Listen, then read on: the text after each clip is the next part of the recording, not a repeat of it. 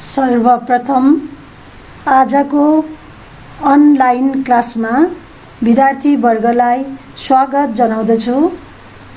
नानी हो, आजको मेरो विषय हो यात्री शीर्षक कविता।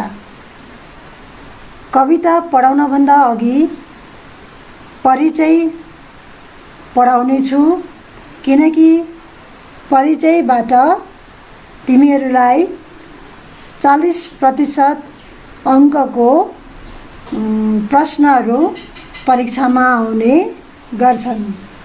यसर्थ आज म महाकवि लक्ष्मीप्रसाद देवकोटाको परिचय छोटोमा भन्ने कोसिस गर्नेछु।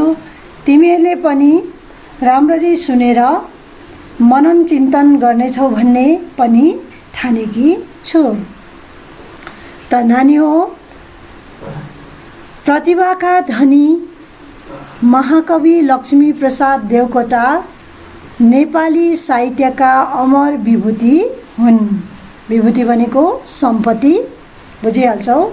नेपाली साहित्यमा लक्ष्मीप्रसाद देवकोटालाई सम्पत्तिको रूपमा मानिलिएका हामीले छौँ।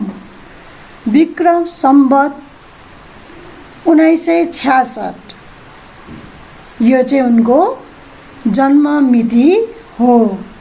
अब तिमीहरूलाई यहाँबाट प्रश्न आउन सक्छ कि उनको जन्म कहिले भएको थियो अथवा उनी कहाँ जन्मेका थिए आदि विभिन्न प्रकारको क्वेसनहरू यहाँबाट प्रश्नहरू यहाँबाट आउने गर्छन्।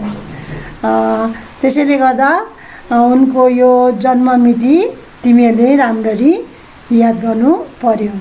ठाउँ, गाउँ अनि मिति। विक्रम सम्वत 1966 को कार्तिक कृष्ण पक्ष औँसी लक्ष्मी पूजाको दिन दिल्ली बजार धोबीधारा बस्ने पण्डित तिलमाधव देवकोटा, यो चाहिँ उनको पिताको नाम हो, को घरमा आमाको नाम छ माता अमर राज्य लक्ष्मी देवकोटा, उनको कोखबाट जन्म भएको थियो। नानी हो, बाबुको नाम अनि आमाको नाम याद गर।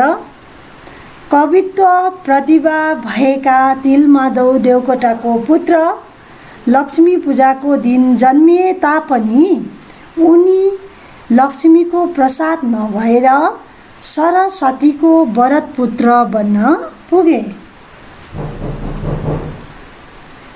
भन्नुको मतलब उनलाई चाहिँ सरस्वती माताले नै उनलाई आशीर्वाद दिएको भनेर भनिन्छ। योग्य पुत्र देवकोटाले साधारण संस्कृतको ज्ञान घरैमा नै पिताबाट प्राप्त गरेका थिए। नानी हो, भनिन्छ उनका पिता पनि कवित्व प्रतिभा भएका थिए। BA-BL पास गरेका देवकोटा अङ्ग्रेजीमा MA पुरा गर्न उनले पाएनन्। एकदमै पढ्न मन पराउने, आफ्नो शिक्षालाई अघि बढाउँदै लान्छु भन्ने विचार भएका, जति पढे पनि उनलाई त्यो पढ्ने इच्छा अझै जागेरै जाने त्यस्तो खालको अद्वितीय प्रतिभा, मतलब इच्छा शक्ति भएको कवि उनी थिए। तर उनले पढ्दा पढ्दै MA को परीक्षा भने उनले पुरा गर्न पाएनन्। अङ्ग्रेजी र संस्कृत भाषाका ज्ञाता, अङ्ग्रेजी पनि जान्दथे अनि संस्कृत पनि जान्दथे। देवकोटा अन्य भाषामा पनि उत्तिकै रुचि राख्ने विद्वानको रूपमा देखा पर्छन्। जम्मै भाषा उनलाई मन पर्थ्यो, उनलाई सिक्नु आउने, एकदमै जहिले पनि उनी तत्पर भइरहन्थे। परिस्थितिले उनलाई राणा शासनका विरोधी, राणा शासन भनेको त्यति बेला नेपालमा राणाहरूले शासन गर्थे र उनीहरूले चाहिँ साधारण मानिसहरूलाई अन्याय अत्याचार गरेर शोषण गरेर दबाएर राखेका थिए। त्यो देखेर चाहिँ उनको मन चाहिँ खट्किन्थ्यो र उनीहरूप्रति जाई लागेर विद्रोही बनेर कविता उनले लेखे। त्यसपछि अर्कोतिर फेरि प्रजातन्त्रका उपासक पनि उनी भएका थिए। भन्नुको मतलब प्रजातन्त्र चाहिँ मानिसहरूलाई चाहिँ एकदमै जरुरी छ, अथवा स्वतन्त्रता भन्ने कुरा मानिसलाई चाहिन्छ, हुनपर्छ। स्वतन्त्रता भएन भने केही पनि गर्न सकिँदैन भन्ने विचार भएका कवि उनी थिए। 10 वर्षको उमेरमा घनघोर दुःख सागर कविता लेख्ने देवकोटाले नेपाली साहित्यमा खण्डकाव्य, महाकाव्य, निबन्ध, कविता आदि जस्ता सयौं कृतिहरू नेपाली साहित्यलाई दिएर विश्वकै साहित्यको स्थानमा सफल बनाउन उनी तत्पर रहेका छन्। अथवा उनले थुप्रै काव्यहरू, महाकाव्य, खण्डकाव्य, निबन्ध, कविता, नाटक, विभिन्न विधामा, साहित्यको विभिन्न विधामा कलम चलाएर उनले नेपाली साहित्यलाई विश्वकै स्थानमा लान उनी सक्षम बनेका छन्। देवकोटाको जीवन झरी र बादलको कथा हो, अभाव र दुःखको कथा हो। उनको जीवन अभाव र दुःखमा नै बितेको थियो। जीवनका उकाला ओह्रालाका क्रममा उनी कहिले नेपाली भाषानुवाद परिषदको जागिरी गरे भने, जागिरी भनेको नोकरी गरे, कहिले लेख्नुमा नै उनी व्यस्त पनि रहे, अनि कहिले त्रिचन्द्र क्याम्पसका उनी प्राध्यापक पनि उनी भए। लेक्चरर, प्राध्यापक भनेको लेक्चरर, उनी त्यो पनि भए। यसै क्रममा उनी केआई सिंहको मन्त्रीमण्डलमा शिक्षा मन्त्री पनि बन्न पुगेका थिए भन्ने छ। समयको प्रभाव बग्दै देवकोटा कहिले स्वदेशी कहिले प्रवासी जीवन बिताउन बाध्य भए। स्वदेशी भनेको आफ्नै देश, प्रवासी भनेको विदेश। यसै क्रममा प्रवासी जीवन बिताउँदा देवकोटाले बनारसबाट, काशी पनि भनिन्छ बनारसलाई, भारतमा छ, युगवाणी पत्रिकाको सम्पादन गरेर पत्रकार पनि उनी त्यहाँनिर बन्न पुगेका थिए। यति ठुलो अद्वितीय प्रतिभा भएका धनी देवकोटाले जीवन धान्न अथवा जीवनलाई बिताउनुको लागि, जीवनलाई अघि बढाउनु, जसो जीवनलाई त अगाडि बढाउनै पर्छ, र त्यो जीवनलाई अगाडि बढाउनको लागि मैले कविता बेच्नुपर्ने बाध्यता थियो भन्ने कुरा पनि सुनिएको छ। कल्पनाका धनी देवकोटा लय र वर्णनको सुन्दर समावेश कवितामा उनले गरेको पाइन्छ। र उनी कल्पनाका धनी हुन्। मिठो कल्पना गरेर कविता लेख्दा लय र वर्णनलाई पनि उत्तिकै महत्त्व दिएर उनले रचना गरेका छन्। देवकोटाले आफ्नो काव्य यात्राको पहिलो चरणतिर भनेको सुरुमा सत्य, शिवम, सुन्दरता यी कुराहरूलाई भित्र पसाउने काम गरेका छन् भने अर्कातिर पछिल्लो चरणमा कविता लेख्दा, कविता रचना गर्दा क्रान्ति, विद्रोह र सङ्घर्ष जस्ता कुराहरूलाई भित्राउने काम गरेका छन्। नेपाली साहित्यले सर्वप्रथम रोमान्टिक अथवा स्वच्छन्दवादलाई भित्र पसाउने काम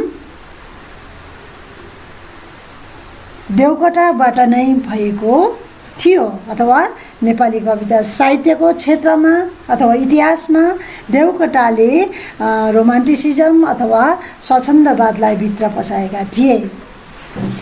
लेखनाथ र समका शास्त्रीयवाद धारामा हुर्किएको नेपाली साहित्यलाई पाश्चात्य साहित्यका रोमान्टिक कविताहरू झैँ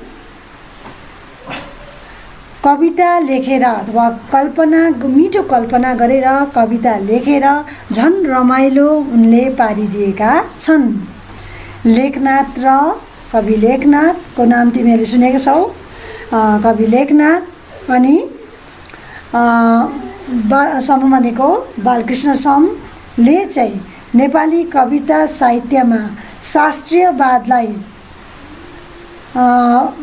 भित्र पसाए भनेदेखि यता लक्ष्मीप्रसाद देवकोटाले भने पाश्चात्य साहित्यका रोमान्टिक कविताहरूलाई भित्र पसाउने काम गरेका थिए, गरेका छन्।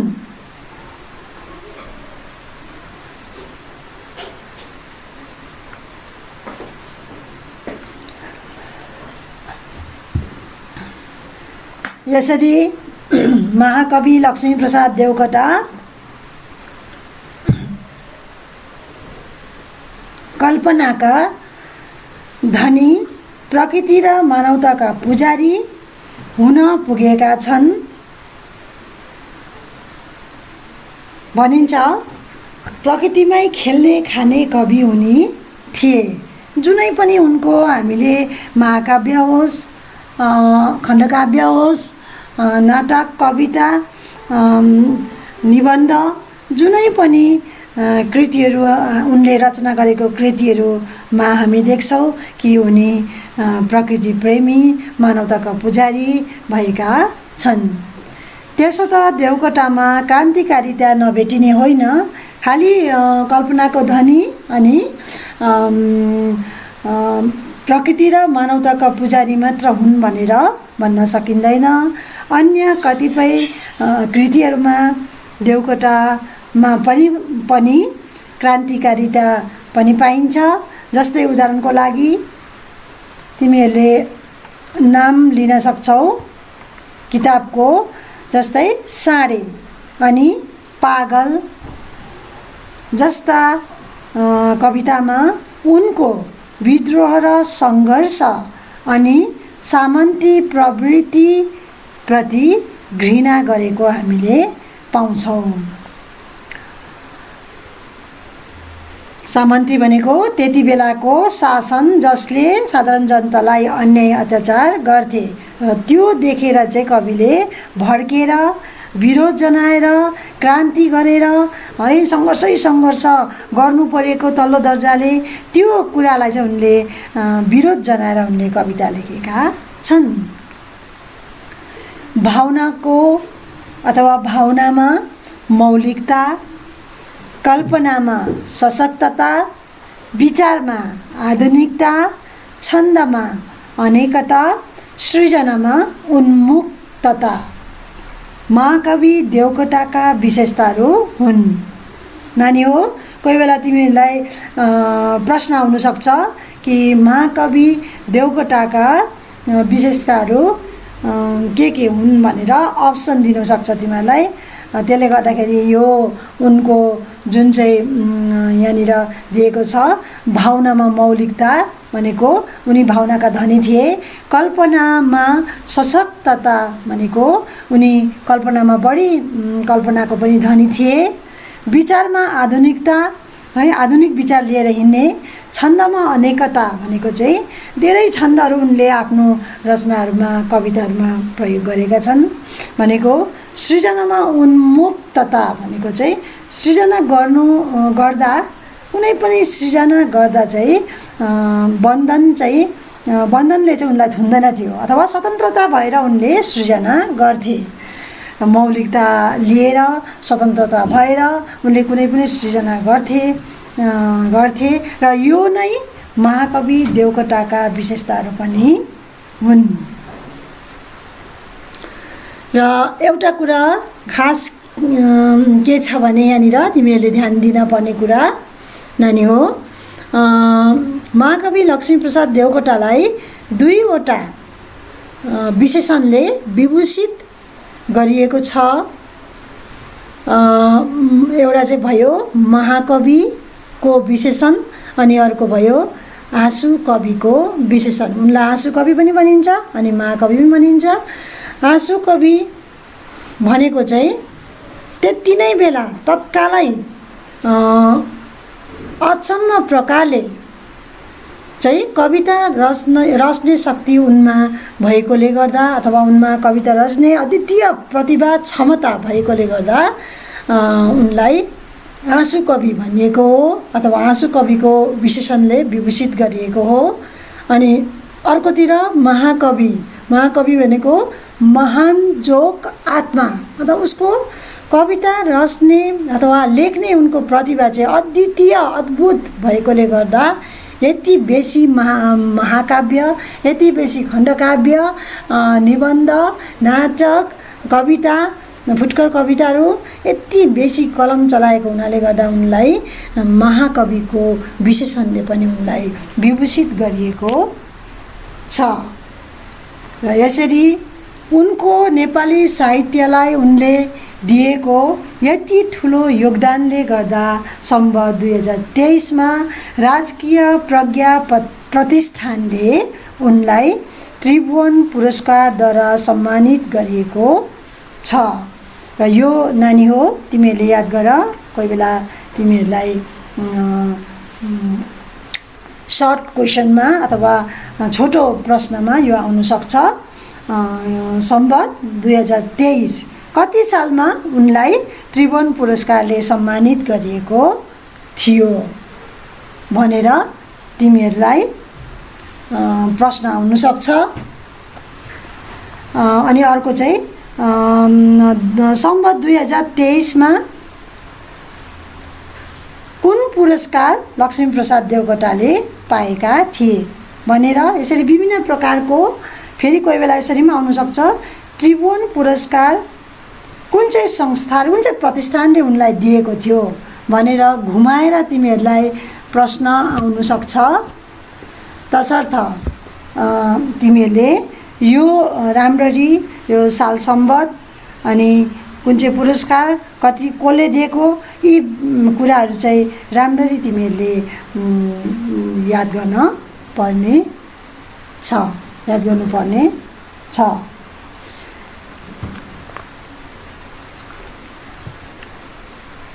उनका प्रकाशित काव्य कृतिहरू हेरौँ। अब उनले धेरै काव्य कृतिहरू लेखेका छन् र कतिवटा यहाँ हामी प्रकाशित सालसँगै हामी यहाँ पढ्नेछौँ। ध्यान दिएर सुन। तिमीहरूको किताबमा पनि तिमीहरूले पाउन सक्छौ, तिमीहरूको पाठ सङ्ग्रहमा। मुनामदन खण्डकाव्य हो यो उनको, नेपाली साहित्यको सर्वाधिक प्रिय काव्य भनेर यसलाई मानिन्छ। र यो अब कुन चाहिँ छन्दमा यो लेखिएको छ देवकोटाको, तिमीहरूलाई प्रश्न आउन सक्छ।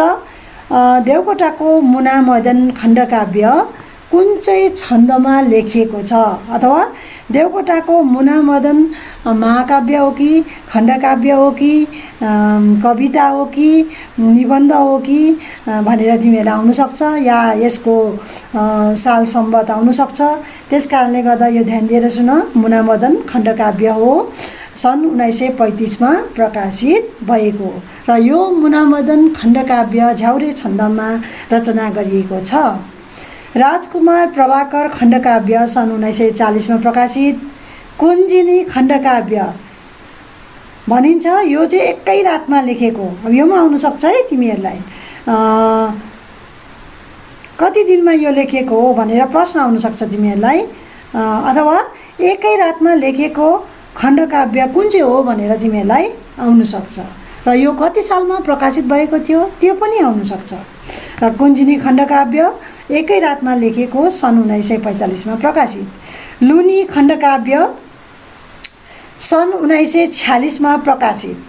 पुतली कविता सङ्ग्रह सन् 1952 प्रकाशित। भिखारी कविता सङ्ग्रह सन् 1953 प्रकाशित। मेहेन्दु खण्डकाव्य सन् 1958 प्रकाशित। भावना गाङ्गेय कविता सङ्ग्रह सन् 1967 प्रकाशित। सीताहरण खण्डकाव्य सन् 1967 प्रकाशित।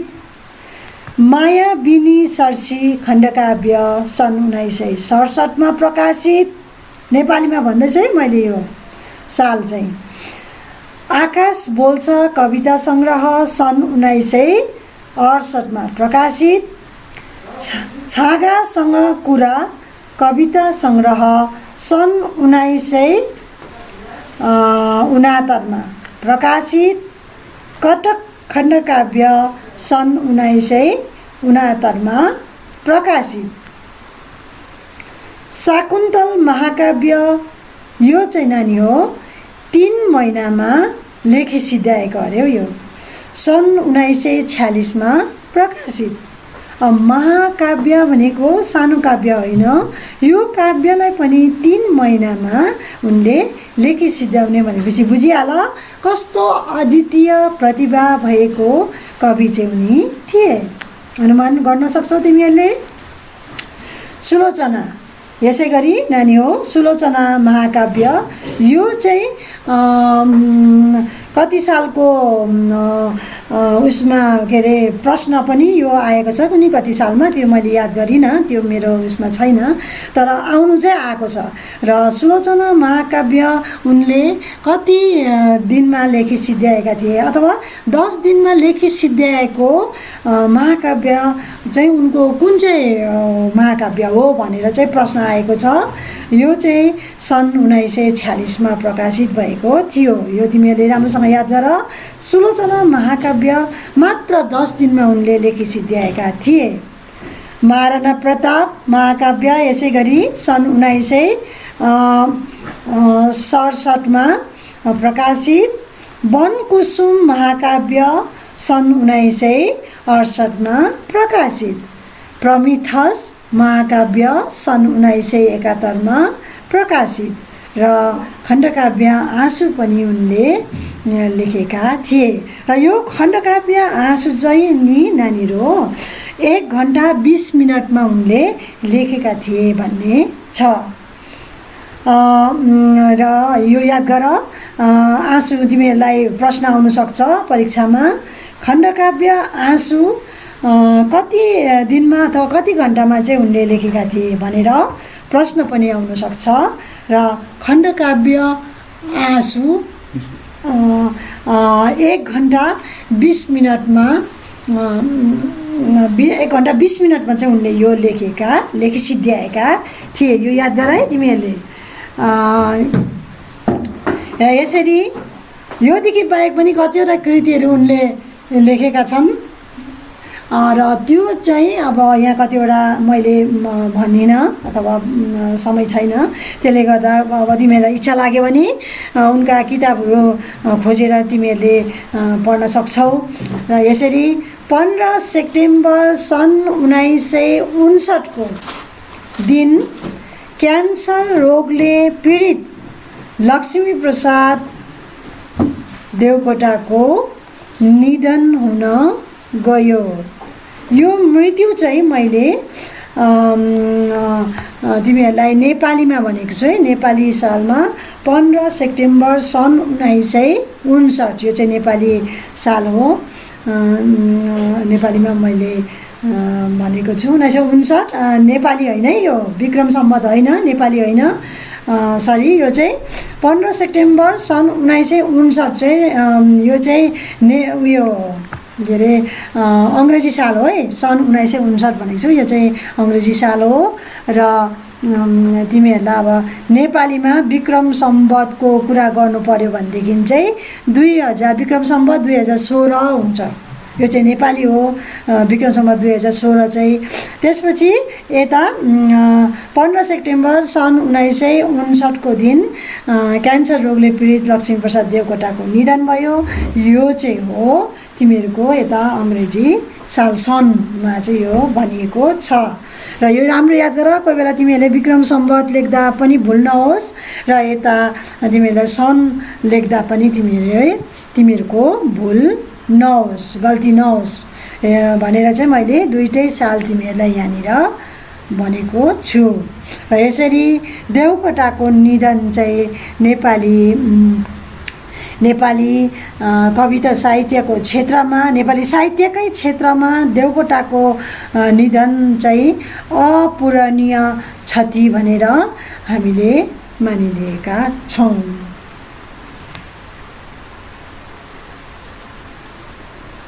यो चाहिँ थियो तिमीहरूको कवि परिचय। र परिचय सिद्धिएपछि आज म यात्री कविताको केन्द्रीय भाव बताएर तिमीहरूबाट बिदा लिन चाहन्छु। अर्को क्लासमा कविताको अथवा यात्री शीर्षक कविताको व्याख्या वा विश्लेषण लिएर फेरि पनि देखा पर्नेछु। र यात्री कविताको केन्द्रीय भाव यस प्रकार छन्, अथवा यात्री कविताको मूल भाव कविले यसमा के भन्ने प्रयत्न गरेका छन् त्यसलाई म छोटोमा भनिदिनेछु। आज यसरी हामीले परिचय सिद्ध्यायौँ। परिचय सिद्ध्याइसकेपछि केन्द्रीय भावपट्टि म जान लागिरहेछु। नानीहरू राम्ररी सुन। कविताको केन्द्रीय भाव यस प्रकार छन्। यात्री कविताको केन्द्रीय भाव हो मानिसले सच्चा मन्दिर र ईश्वरको बास खुट्याउनु सक्नुपर्छ, अथवा ईश्वरको वास्तविक बास कहाँ हुन्छ त? ईश्वरको मन्दिर वास्तविक ठाउँ कहाँ छ त भन्ने कुरा हामीले जान्न सक्नुपर्छ अरे। मन्दिर दर्शन गर्न खातिर, ईश्वर पूजन गर्न हेतु अवैध प्रकारले, अवैध भनेको नराम्रो प्रकारले कमाएको धन कमाएर मन्दिरमा प्रसाद र भेटी चढाउनु जानु चाहिँ उचित होइन। कविको विचारमा अवैध भनेको नराम्रो प्रकारले धन कमाएर भगवानको दर्शनमा जानेछु भन्ने त्यो विचार चाहिँ गलत हो भनेर कवि भन्छन्। ईश्वर स्वयंमा र आफू जस्तै मानव जो दुःख पाएर छटपटिरहेका छन्, रोग र शोक भोकले उनीहरू रोइरहेका छन्, तिनीहरूको आँसु चाहिँ हामीले देख्न सक्नुपर्छ अरे। र सही उपचार हामीले उनीहरूको गर्न सक्यौँ भनेदेखि चाहिँ त्यो नै सबैभन्दा ठुलो धर्म अनि कर्म हो। जब गरिब दुखीको आत्माले तिम्रो सेवाद्वारा सुखको अनुभूति गर्छ, जब गरिब दुखीलाई जब भोको छ गरिबहरू खाना देऊ, जब नाङ्गो छ लाउन देऊ, र त्यसरी गरिब दुखीको आत्माले तिम्रो त्यो सेवाद्वारा सुखको अनुभूति गर्छ भने, आनन्द मान्छ भने, त्यति बेला चाहिँ तिमीलाई ईश्वर प्राप्तिको अनुभूति हुँदै जानेछ। र त्यति बेला चाहिँ तिमीलाई साँच्चै नै मैले ईश्वर प्राप्त गर्न सकेछु भन्ने तिमीलाई अनुभव हुनेछ। किनकि सेवा गर्ने हातलाई ईश्वरको पनि आशीर्वाद मिलिरहेको हुन्छ। जसले सेवा गर्छ उसलाई ईश्वरले आशीर्वाद दिइरहेका हुन्छन् भन्ने भावना कविले यहाँ पोखेका छन्। ईश्वरको वास्तविक दर्शन तब हुन्छ जब हामीले गरिब दुखीको आँसुलाई अथवा गरिब दुखीको आँसु हामीले पुस्न सक्छौँ र त्यति बेला नै ईश्वरको साँचो रूपमा दर्शन पनि हुन सक्छ भन्ने भाव कवि लक्ष्मीप्रसाद देवकोटाले यो कवितामा पोखेका छन्। र एक हिसाबले भन्नु हो भने, एकै लाइनमा भन्न पर्दा मानव सेवा नै माधव सेवा हो भन्ने भाव कविले यस कवितामा पोखेका छन्। आजलाई यति। अर्को क्लासमा फेरि हामी भेट्ने